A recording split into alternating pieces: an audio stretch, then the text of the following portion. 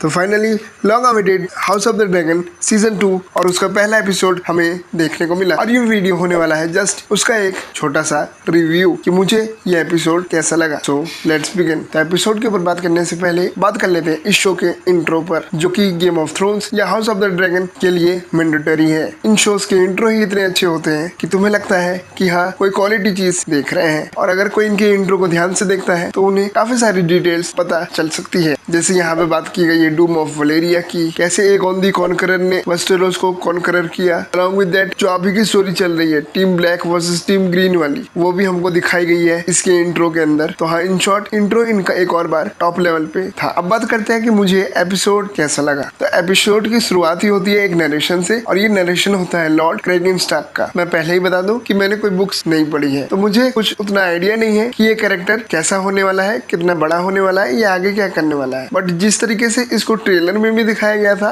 और जैसे इनको पहले एपिसोड में दिखाया गया, तो हाँ ऐसा लग रहा है क्रेगिन स्टार्क का कोई बड़ा रोल हो सकता है। और इस एपिसोड का जो मेन फोकस था मेरे हिसाब से वो था अलायंस बिल्डिंग के ऊपर, कि कैसे दोनों हाउस के जो लोग हैं वो अपने आप को एक स्ट्रॉन्ग पोजीशन में लाना चाहते हैं बिफोर द वॉर स्टार्ट्स। यहाँ पे ये भी बात है कि जो दो क्वींस हैं, एक तरफ एलिसेंट तो दूसरी तरफ रनेरा, ये दोनों इतना सब होने के बावजूद वॉर नहीं चाहती है, और वो दोनों चाहती है कि जो ये कन्फ्लिक्ट या जो भी कुछ ये चल रहा है उसको सॉल्व करने के लिए हमें वॉर का सहारा ना लेना पड़े। बट इन दोनों के अलावा जो बाकी मेजोरिटी कैरेक्टर्स हैं उन लोगों के हिसाब से जो वॉर है ब्लैक और ग्रीन के बीच, अब इसको रोका नहीं जा सकता है। और कुछ कैरेक्टर्स ऐसे भी हैं जो कि चाहते ही हैं कि वॉर हो जाए। अब इसके अंदर लोगों के अपने अलग अलग मोटिव्स हैं। अब बात कर लेते हैं थोड़े बहुत कैरेक्टर्स के ऊपर। जैसे कि मैंने बोला कि क्रेगन स्टार्क का जो कैरेक्टर है उसका एक इंपॉर्टेंट रोल हो सकता है, और इस सीजन के अंदर शायद जो हाउस ऑफ स्टार्क है उनके ऊपर भी फोकस किया जाए। सीजन 1 में तो बस हाउस स्टार्क का सिर्फ मेंशन होता था कि वो लोग बहुत लॉयल हैं और ये वो, बट इस सीजन में शायद हमको हाउस स्टार्क की तरफ से ज्यादा कंटेंट देखने को मिलेगा, और ये भी पता चलेगा कि इस लड़ाई में उनका क्या स्टैंड है या उनका क्या रोल है। बाकी बात करें अगर दूसरे कैरेक्टर की, तो जो रनेरा है, जिसको जैसे काफी लोगों ने सोचा था इंक्लूडिंग मी कि वो डायरेक्ट अटैक करेगी किंग्स लैंड के ऊपर, ऐसा कुछ नहीं हुआ, और अभी वो एक तरीके से दुख में है अपने बेटे के मौत की वजह से। बट इसके बावजूद जो मैंने बात पहले बोली कि रनेरा भी वॉर नहीं चाहती है, और जब वो ड्रैगन स्टोन पे वापस आती है तब लोग उम्मीद करते हैं कि जो उनकी क्वीन है अब वो उनको कमांड करेगी या ऑर्डर देगी अटैक के लिए। बट वो एक बार दोबारा बोलती है कि मुझे एगॉन मंजूर है एज अ किंग, और वो वाला सीन मुझे काफी अच्छा लगा जिसके अंदर जेस मिलता है अपनी मदर से। वो बताने की कोशिश कर रहा होता है कि हमने अभी तक क्या क्या किया है, बट उसको बोलने में काफी दिक्कत होती है, और ये दोनों कैरेक्टर रोने लगते हैं और फिर गले मिलते हैं। तो ये वाला जो पूरा सीन था, या इस सीन के अंदर इन दोनों एक्टर्स की जो एक्टिंग थी वो बहुत ही अच्छी थी। आगे अगर रनेरा की बात करें एलिसेंट की, तो उनका जो इंट्रोडक्शन था इस सीजन में वो कुछ दूसरे ही तरफ चला गया। एलिसेंट और क्रिस्टन कोल का तो अब मतलब कुछ अलग ही चल रहा है आपस में, तो खैर उसके ऊपर तो उतना डिटेल में बात नहीं कर सकते। बट जैसे वो पहले सीजन में थी अभी भी कुछ उनका वैसा ही चल रहा है कि वो अपने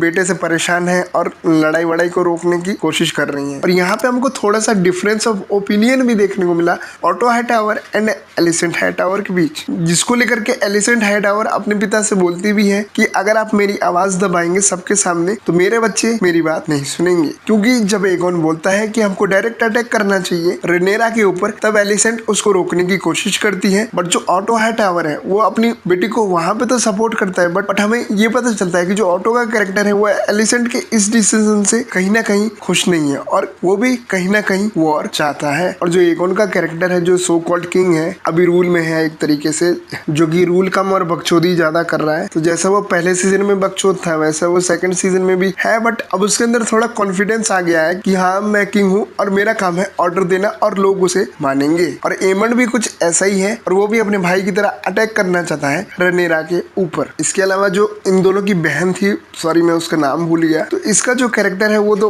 पहले ही सीजन से थोड़ा वियर्ड लग रहा था कि कैसे वो इंसेक्ट और जानवरों के साथ बिहेव करती थी और उनसे बातें करती थी। तो शायद इस चीज के बारे में हमको आगे पता चले, और कहीं ना कहीं इस कैरेक्टर का भी एक आगे जाकर के रोल हो सकता है। क्योंकि जो एपिसोड की एंडिंग हुई है वो इसी नोट पे हुई है कि कुछ लोग किंग्स लैंडिंग में आते हैं और इस कैरेक्टर का जो बच्चा होता है उसे चुरा लेते हैं। और ये लोग ऐसा क्यों करते हैं, तो बेसिकली डेमन ने इनको ऑर्डर किया था कि ये लोग किंग्स लैंडिंग में जाएं, और जो एमंड का जो कैरेक्टर है उसे मार दें, बट क्योंकि उन लोगों को एमंड मिला नहीं तो उन्होंने दूसरे बच्चे को चुराना सही समझा, क्योंकि अगर वो दोनों किंग्स लैंडिंग से खाली हाथ आते तो इसका अंजाम अच्छा नहीं होता। ये तो बात हो गई थोड़ी बहुत स्टोरी की। अब रिव्यू के अंदर स्टोरी बताना थोड़ी बहुत जरूरी है, नहीं तो अगर मैं स्टोरी नहीं बताऊंगा तो मैं अपने ओपिनियन भी इस वीडियो के अंदर नहीं बता पाऊंगा अच्छे से। तो स्टोरी के अलावा अब बात कर लेते हैं ओवरऑल कि ओवरऑल ये एपिसोड कैसा था। तो देखो, इस एपिसोड की स्टार्टिंग जैसे कि मैंने बोला बहुत ही अच्छे तरीके से होती है, और सीजन 1 के अंदर जो एक प्रॉब्लम थी पेसिंग की और टाइम जंप की, वो शायद इन लोगों ने ठीक करने की कोशिश की है, क्योंकि अभी तक ऑब्वियसली एक ही एपिसोड आया है और इस एपिसोड के अंदर उतना मेजर चीज नहीं देखने को मिला है, बल्कि अभी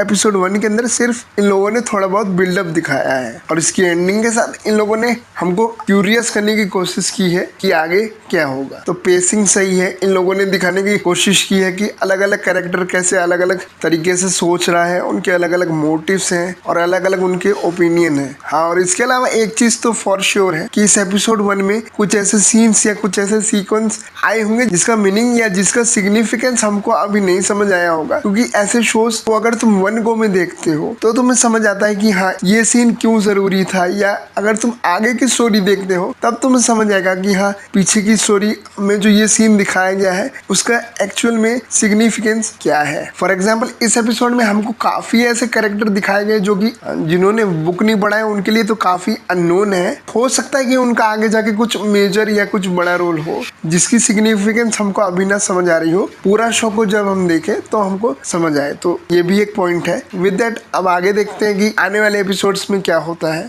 मुझे ओवरऑल तो ये एपिसोड अच्छा लगा और इन लोगों ने काफी वेट कराया यार सीजन 2 के लिए, तो उम्मीद करता हूँ कि अच्छे से ये लोग पे ऑफ करें।